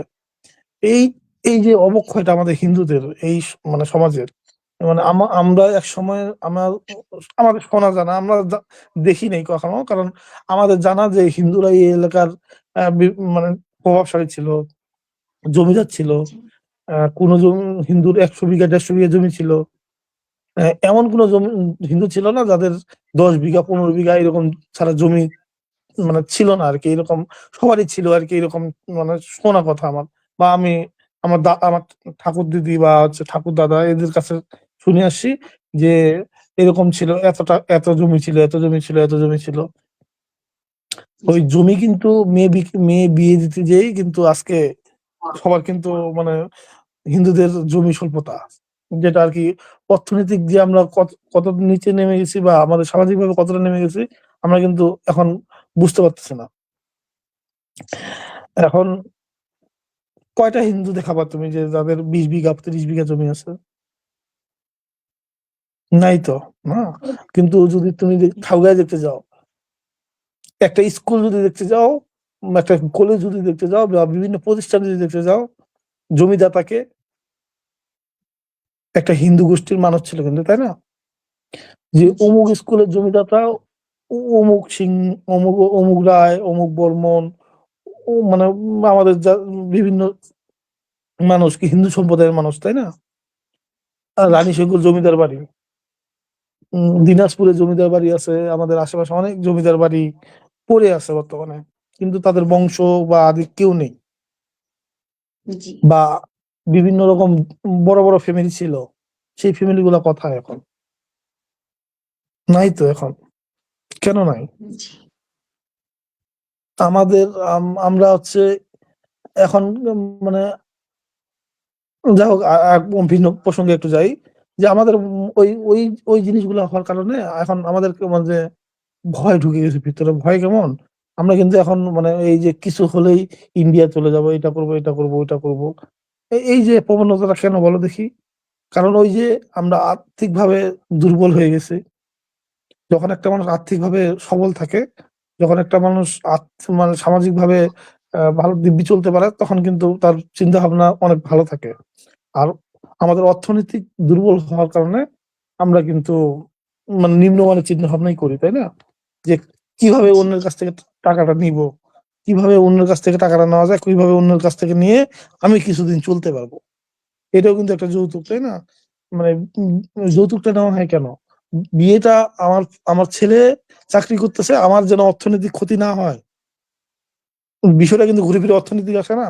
যে বিয়ের যে সামাজিক আমাদের যে মানে রীতিনীতি, হিন্দুদের যে রীতিনীতি, যে বিয়েতে যে খরচ, কারণ আমরা কিন্তু একটা বিয়ে খরচ করতে গেলে 20-25 লাখ টাকা ছাড়া হয় না, তাই না? অনেক টাকা, অনেক টাকার বিষয়। আর অনেক টাকার বিষয় যখন যায়, তখন ছেলের বাবারা হচ্ছে চায় যে মেয়ের বাবার উপরে ফেলে দিয়ে সেই টাকাটা কি, কিন্তু ঘুরে ফিরে কিন্তু একই। আমারও মেয়ে বিয়ে দেওয়ার সময় আমাকেও দিতে হচ্ছে।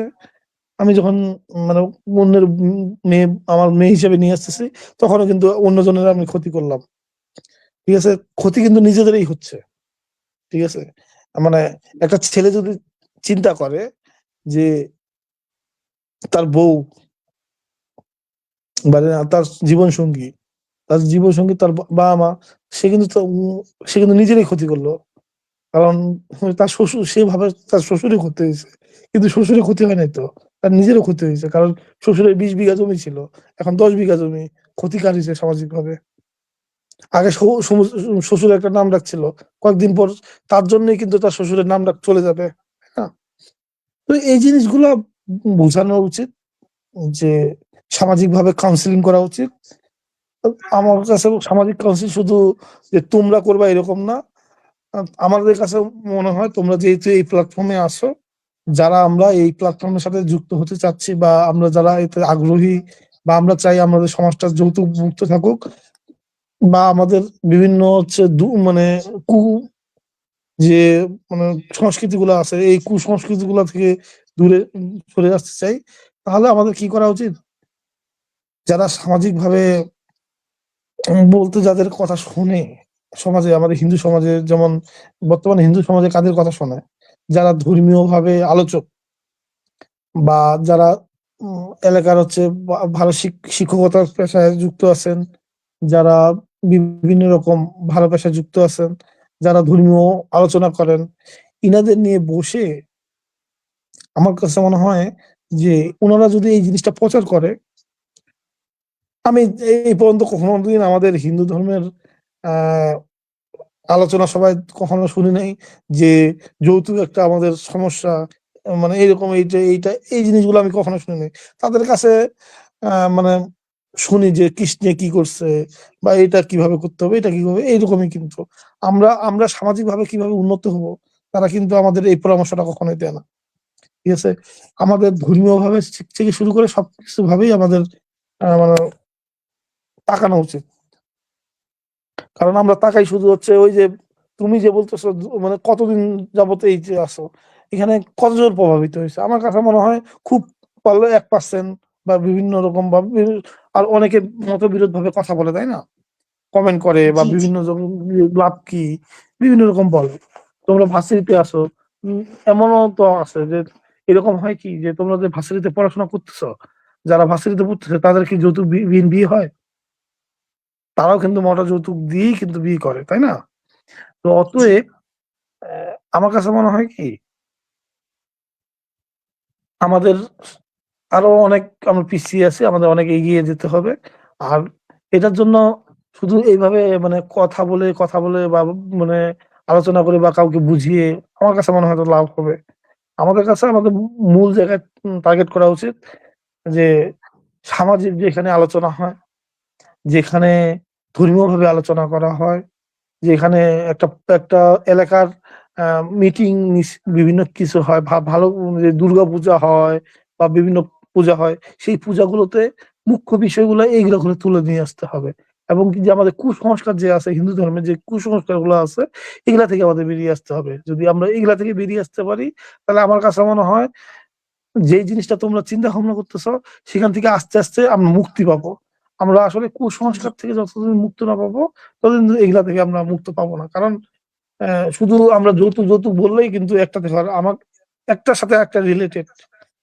ঠিক আছে, জি। তোমাদেরকে সমাজের আম, মানে প্রতিনিধি কেমন করতে হবে যে তোমার আমাদের এলাকার যে কৃষি পণ্য যারা যেটা আছে, সেটা কিভাবে মানে একটা ভালো মূল্য পাওয়া যায়, সেই দিকগুলো যেমন নজর দিতে হবে। এবং কি আমাদের সামাজিক ভাবে যে যারা যেন উন্নত হয় সেদিক দিয়ে নজর দিতে হবে। এবং কি ধর্মীয় আলোচক থেকে শুরু করে যারা, আমি যেটা প্রথম থেকে বলতেছি, ধর্মীয় আলোচক থেকে শুরু করে যারা শিক্ষক আছেন বা কেউ ভালো প্রতিষ্ঠানে আছেন, তাদেরকে এই জিনিসগুলো আলোচনা করতে হবে। তাহলে আস্তে আস্তে বেরিয়ে আসা সম্ভব। আর আমরা যদি যতই আলোচনা করো না কেন, যতই মিটিং মিছিল করো না কেন, কোনো লাভ নেই। কারণ প্রত্যেকটার সাথে প্রত্যেকটা রিলেটেড। তো উম, মানে আমাদের হচ্ছে প্রথমে যেটা সব থেকে বড় সমস্যা, অর্থনৈতিক সমস্যা, সেগুলো থেকে বেরিয়ে আসতে হবে। এবং কি আমাদের কৃষকরা যেন যেমন আমার অনেক ছোট ভাই যারা আছে বিভিন্ন বিশ্ববিদ্যালয়ে কৃষি পণ্যের উপর অনেক জোর দিয়ে বিভিন্ন আলোচনা আমি দেখছি, প্লাটুন নিয়ে বিভিন্ন সময় দাঁড়িয়ে একাই দাঁড়িয়ে অনেক কথা বলেছেন। আহ, আমার উচিত যে তারা আহ, একাই না থেকে তারা বিভিন্ন কি আমাদের যারা এমপি আমাদের যারা আছেন, এমনকি আমাদের খুব সৌভাগ্য যে আমরা বর্তমান মির্জা ফখরুল আলমগীর স্যারের মতো একজনকে পেয়েছেন, যিনি একজন দলের অনেক বড় দায়িত্বে আছেন উত্তর অঞ্চলের, বিশেষ করে। তো জি। ওনার কিন্তু এই জিনিসটা ওনাকে দিয়ে আমরা কিন্তু অনেক উপকৃত হতে পারি। আমার কাছে মনে হয় তোমরা যারা এই যুক্ত আছো উত্তর অঞ্চলে, তারা ওনার সাথে বসো এবং কি ওনাকে এই জিনিসগুলো জানাও যে আমাদের আহ কৃষি পণ্য কিভাবে ট্রান্সপোর্ট বা হচ্ছে যোগাযোগ মানে বাড়ানো যায়, এই পণ্যটা ঢাকায় নিয়ে আসে কিভাবে, আমাদের কৃষক একদম ন্যায্য মূল্য পায়, সেই জিনিসগুলো তোমরা মানে তাদের কাছে মূল্যায়ন করো। সেই জিনিসগুলো যদি বাড়ে, আমি বললাম অটোমেটিক এটা নির্মূল করা সম্ভব। নাহলে আসলে মিটিং মিছিল করে বা এইভাবে জানিয়ে আসলে আমার কাছে মনে হয় না যে উপকার হবে। বা আমি নিই নাই বলে আরো জন নিবে না, এরকমটা হবে না। ধন্যবাদ দাদা আপনাকে। তো দর্শক, আমরা অনুষ্ঠানের প্রায় শেষ পর্যায়ে চলে আসছি। তার আগে বৌদিদির কাছে যাব। বৌদিদি, আপনি যৌতুক মুক্ত বিবাহে তরুণ প্রজন্মকে কি উপদেশ দিবেন বা তাদের উদ্দেশ্যে কি বলবেন?